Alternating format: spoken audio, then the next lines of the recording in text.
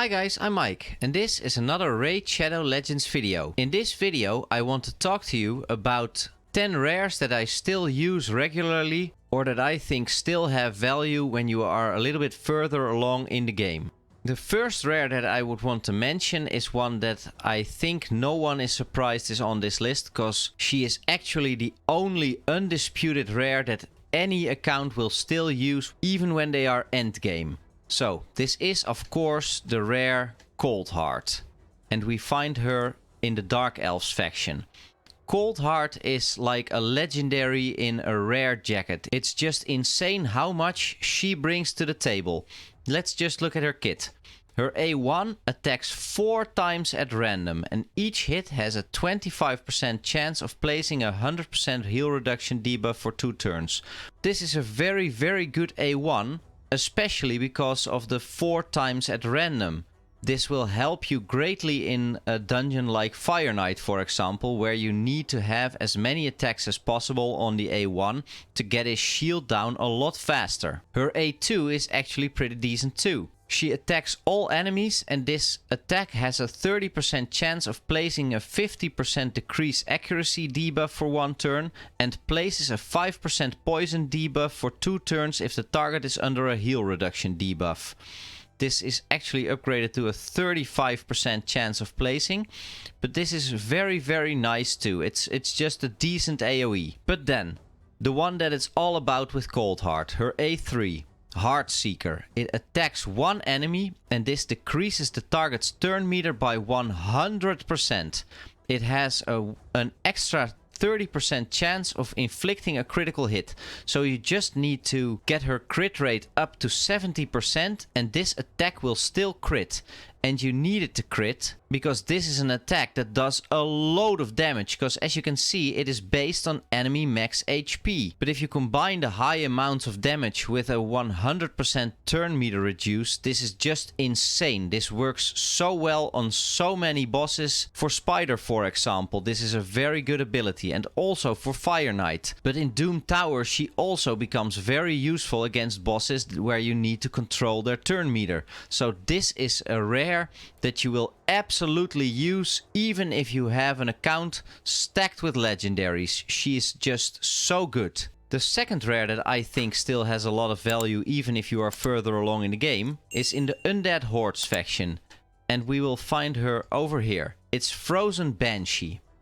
Frozen Banshee is a very good poisoner, and believe it or not, she's actually one of the best poisoners in the game for clan boss. Let's take a look. Her A1 attacks 1 enemy 2 times and each hit has an 80% chance, which becomes a 100% chance of placing a 5% poison debuff for 2 turns if the target is under a poison sensitivity debuff. So if poison sensitivity is up, she is almost always just straight out placing 2 5% poison debuffs, which is very good. Her A2 is also pretty decent, but this is not used for clan boss. You actually disable this move if you want to use her in an unkillable team, for example, because the filling of turn meters will mess up your team order. So this is something that you do not want if you are using her in a speed-tuned clan boss team. But then her A3. It attacks 1 enemy and it places a 25% poison sensitivity debuff for 2 turns. And this is a really rare debuff. It increases the damage that poisons do on the target that has the poison sensitivity debuff on him or her. And it also synergizes very well with her A1, which places 2 5% poison debuffs if the target is under a poison sensitivity debuff. So she is able to put out a load of poisons on the clan boss, for example, and this makes her a really useful rare even further along in the game. I use her, for example, in my own clan boss team, where I switch her in if the affinity is not right for my occult brawler, which is usually my poisoner on the team. But if I'm fighting a magic affinity clan boss, then Frozen Banshee often outshines my occult brawler. So this is why I still use her, and I'm really impressed by this rare champion. She is a very good poisoner. We are going to take a look at another Dark Elf rare now. And this is Banekeeper. because Banekeeper is a champion that has a very rare ability, and because of this she is part of something they call a budget unkillable team, where you team her up with a man-eater. So when you combine a man-eater with a Banekeeper, you are actually able to create an unkillable team, which is very, very nice, especially earlier in the game when you are not able to survive for a lot of turns fighting the clan boss. So let's take a look. Her A1 attacks one enemy 2 times and this fills the champion's turn meter by 10%. Pretty decent A1. Her A2. It attacks all enemies and then heals all allies by 15% of this champion's max HP. So she gives a heal out to the team. And then her A3. It decreases the cooldown of all ally skills by 1 turn. And this is why she is able to help create an unkillable team, because now she is able to decrease the cooldown on the Man-Eater's Ancient Blood ability, which places an unkillable and block debuffs buff. So this is very, very good. And this ability alone, to enable creating a budget unkillable team, is what earns her a spot on the list. And we're gonna stay with the Dark Elves for a moment, because believe it or not, there's another rare in here. And this is going to be Paragon. Paragon is not a very impressive champion at first glance, but when you take a closer look at his kit, then you will see that he's actually capable of staying alive indefinitely against anyone, because of an unkillable buff that he can place. So let's take a look. His A1 attacks one enemy and it has a 50% chance of decreasing the target's turn meter by 10%. And the damage inflicted is proportional to defense. Okay, that's okay, but this is what it's all about. His A2, damage control. It places an unkillable buff and a 25% increase attack buff on a target ally for 2 turns. But he can also place this on himself. And as you can see, if you book this one, it goes down to a 2-turn cooldown. And since it's a buff for 2 turns, he can keep the unkillable buff up on himself till the end of days. So he will never die in any fight if you are just able to place this unkillable buff every time before it runs out again. So this is something they call the Paragon cheese, and you can use this to kill certain bosses, but also to clear Nightmare Campaign, for example. Because in Nightmare Campaign, you are going to run into the final boss, and the boss has an ability which will almost certainly wipe out any champion.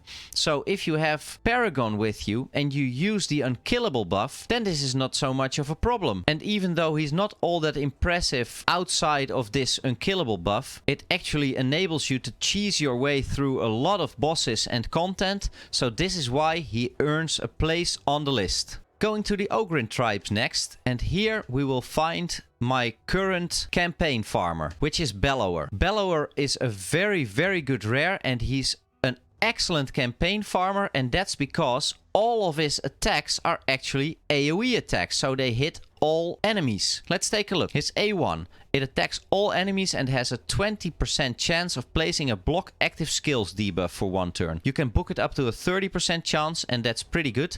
Blocking active skills is very, very good, because this will make your opponent just use their A1, which is often a lot less impressive than the A2 or A3, for example. But like I said, this is just one of his AoE attacks. So let's go to his A2. His A2 is Mighty Bellow, and it attacks all enemies and has a 50% chance, a 75% chance if you book it, of placing a 15% decreased speed debuff for 2 turns. This is also pretty nice, because this way you can slow down the enemy team. And then his A3 is Bowl Over, which attacks all enemies again and has a 75% chance of placing a 25% decreased attack debuff and a 75% chance of placing a decreased defense debuff. Mind you, this is the small version of both, but still, this is a very nice debuff, and when booked, he has a 100% chance of placing this. So this is very nice. And if you are a little bit further along in the game and you have a bit better gear available for him, then you can create a very, very potent campaign farmer out of this guy. I, for example, have built him in a way that he can farm 12-3 Brutal, which is the most efficient way to farm campaign in the game, in 8 seconds. Before that, I was using Elhain. It took her 30 seconds to clear 12-3 Brutal. So I won a lot of time there. And if you're just auto-clicking away, that doesn't really matter all that much. But when you are manually playing the game, then it does take quite a lot less time to grind campaign. I would absolutely recommend you guys, if you are looking for a good campaign farmer, to take a look at Bellower. But besides that, because he has all these AoE attacks, you can also throw a stun set on him and use him in dungeons, for example. So you can have a little bit extra crowd control. And he's actually pretty decent there as well. If you pull this guy, don't sit on him. He's a great champ and you can use him in quite a lot of areas. A rare from the Knights Revenant faction is next. And this is going to be Renegade. Renegade is a very, very good rare. And that is mainly because she has a very, very unique ability that only an S tier legendary has as well. He has it a little bit better, but Renegade has the ability to decrease the cooldown of all ally skills by 2 turns. And this skill does not affect this champion or other champions with this skill. And she will receive damage equal to 30% of her max HP. But this is all fine. The decreasing of the cooldown of all ally skills by 2 turns makes her an excellent addition to any speedrunning teams. Because if you want to clear a dungeon or a boss very, very fast, then you want your champions to cycle back to their high power abilities, which are often their A2s and A3s, as fast as possible. And by decreasing the cooldown of all those skills by 2 turns, this often means they can go almost straight away again. So this way you can do a lot of damage a lot faster. And this is a very, very rare skill. And because there are not a lot of champions that can do this the way that she does, I think she deserves a place on this list. Next is a champion that I'm a really, really big fan of. And it's a high elf rare. And of course it's Apothecary. Apothecary is a rare that is often called a legendary in disguise as well, just like Coldheart. But if you ask me, Coldheart is absolutely a little bit better. This does not mean though that Apothecary is not a useful champion. He's a fantastic champion actually. Let's take a look. His A1 attacks 3 times at random and it doesn't do anything else. And that's fine, because this is just great for something like Fire Knight, for example. This will help your team take down the shield a lot faster. Also, his A2 is a heal, and it's a very potent heal. It heals a target ally by 35% HP, and the heal can be critical. So this means that he can heal your champions up for a huge amount. So this is a really, really nice ability. But then the A3, which is Boon of Speed. He places a 30% increased speed buff on all allies for 2 turns and fills turn meter of all allies by 15%. And this makes him a really, really great support champion because he not only heals, but he also has the speed boost, which is fantastic. His aura is also useful. It offers you an increased ally defense in dungeons by 21%, which is pretty reasonable. I do have to say that I found this guy to be a fantastic champion and I would almost never slot him out just because of his speed boost. But when I got Archmage Helmet, he started to fall out a lot of teams a bit more often. Because Helmet also provides the speed boost, and then I was able to switch in some other champions to do the healing. So don't get me wrong, this guy is a fantastic champion and I would absolutely recommend you guys to build him.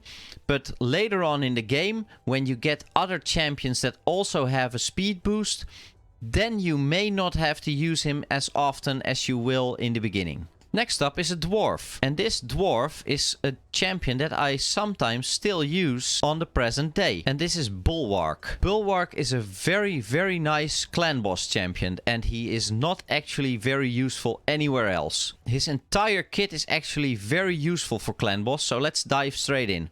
His A1 has a chance of placing a weaken debuff, which is nice on the clan boss. Also, on his A2, he has a chance of placing an HP burn debuff, which will make him do a considerable amount of damage as well. But then, the thing that I really like about Bulwark is his passive. And this is when attacked has a 30% chance of extending the duration of all debuffs on the attacker by 1 turn. And this is a very useful and rare ability too. Because this would mean that if you use Bulwark in a clan boss team with a couple of poisoners in there, for example, and you place a lot of poisons on the clan boss, then Bulwark has a chance, when attacked, of increasing the duration of those poisons, making them do more damage. So Bulwark is not actually a champion that does a load of damage on the clan boss himself, but he does enable other champions, and mainly poisoners, for example, to do more damage on the clan boss themselves. So he is a very good support champion in that sense. And even his passive is very good against clan boss, because it increases ally defense in all battles by 17%. So if you don't have a good aura lead against the clan boss, the defense in all battles by 17% will come in quite handy. Going back to the high elves, and here we will find Requiem Tender. She's a rare with an exceptional kit, and there are not a lot of champions that can do what she does. Her A1 is not all that impressive. It attacks one enemy and has a chance of placing the small version of decrease attack. It's not bad, but it's also not very impressive. But then, her A2, it removes all debuffs from all allies and then places a continuous heal buff on them for 2 turns. And this is fantastic. She is one of the few champions that has a full cleanse on your team and then also heals them. You can book this down to a 3-turn cooldown, and if you don't have any of the fantastic cleansers in the epics category yet, then Requiem Tender is huge for your account. And not only that, she also has a revive. She revives an ally with 30% of their HP and fills their turn meter by 30% on a 5-turn cooldown. The combination of having a full cleanse with a heal and also a revival in her kit makes her a fantastic rare. I do have to say that later on in the game, when you get champions like Mausoleum Mage or Doom Priest, for example, so you will have a little bit more options when it comes to cleansing, she does tend to fall off a little bit. But if you really want someone to be able to cleanse your team and also heal them and have an extra revive, then she is a fantastic option. Last but not least, we have a Lizardman. And this is Metal Shaper. And Metal Shaper is again one of those champions that is not all that impressive at first glance perhaps, but he has one very specific role where I still use him every month. And this is in the Doom Tower when fighting the Scarab King. Because if you are fighting the Scarab King, you want to have a shield on your team 100% of the time. And in the lower rarities, it is very hard to find a champion that can keep up a shield 100% of the time. But Metal Shaper can actually do this, and that's because of his A2. His A2 places a shield buff on all allies for 2 turns. As you can see, it has a 2-turn cooldown when booked. So this means, just like Paragon, that he can keep this buff up all the time. This will actually free up a spot on your team if you do not have to combine the shield of 2 different champions to keep the shield up against the Scarab King. So in this case, Metal Shaper deserves a spot on this list because he does something that's very unique for a lower rarity champion. And I'm going to give you one bonus champion here. And this is actually not even a rare. It's a lower rarity than a rare. It's an uncommon, and this is Armager.